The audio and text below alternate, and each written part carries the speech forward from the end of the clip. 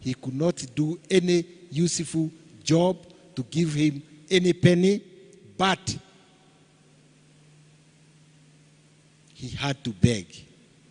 So when he heard about Christ coming to a temple or to a synagogue on a Sunday afternoon, he went there. And he sat directly opposite to Jesus Christ. And when he was sitting there,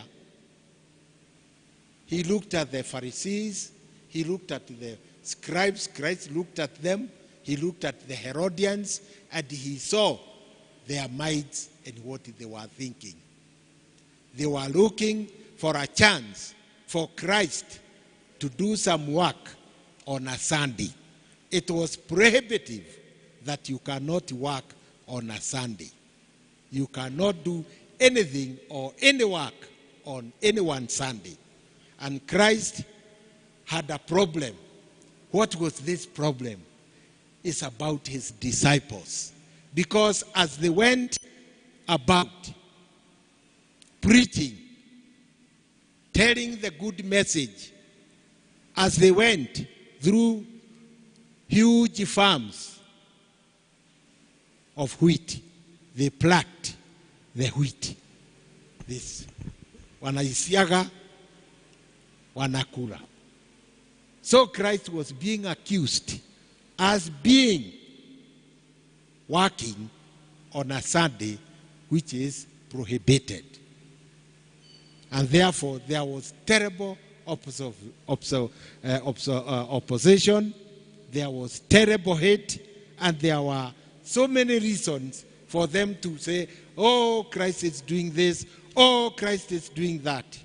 Even here today, we have many people who oppose Jesus Christ as their Savior. I said, my lesson I want to remind you, it is the defiance of Christ.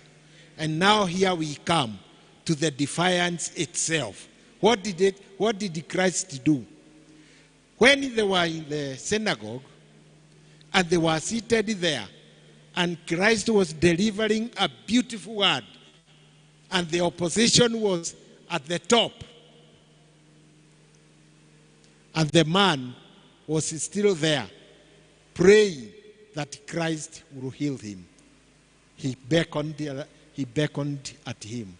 He asked him, come forward, stand by me. He stood there. He looked at them. He saw their thinking. And he gave them a chance to say what they want to say about this sick man. They did not want this man to be healed. They were 100% in opposition.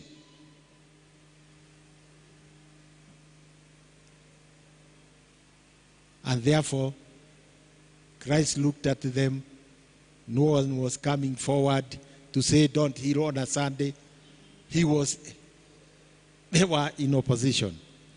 And the opposition was tough. And he called this man with a withered hand. But I want to stop here for a minute. Let me tell you this. There is another word for this withered hand. It's a medical word. I looked at it. I wanted to establish what's the difference between withered hand, which is dry and without water, and then what's the other difference? Now, this is what I found out. I found there is another word called aptroph. And aptroph, nekovudha. If you have ever gone to the forest, you will stop. You will step on very dry wood, already rotten. There is no life in that particular wood. And if you step on it, it cracks and perishes. So this man, his heart was like that. Why is it? Why was it that? Why was it like that? Because the blood capillaries were not working. The heart was not functional. The heart was smelling. He could not use the right hand to do the missionary work. So he had a lot of problems. Nobody wanted to sit near him. Maybe nobody wants to hear from you what you preach about Christ. Maybe there are so many people who despise you, who say you are like this, you are like that. But let me tell you, even if,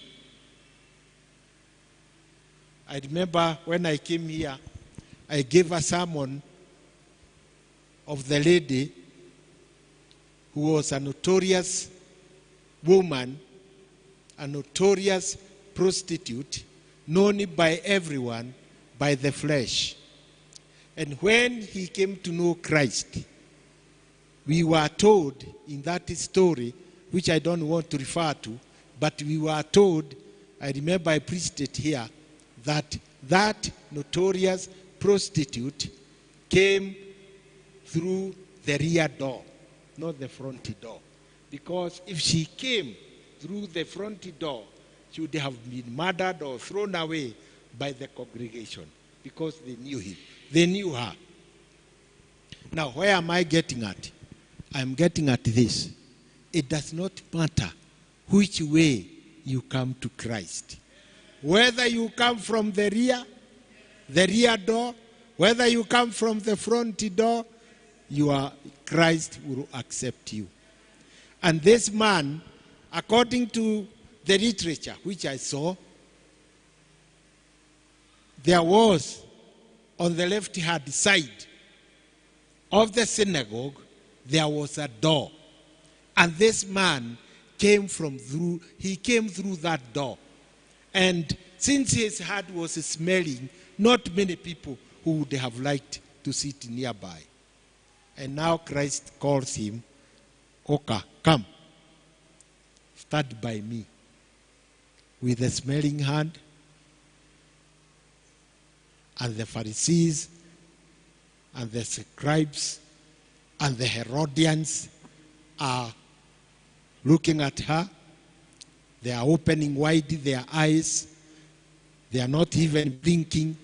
They are just waiting to see whether Christ will do any job on that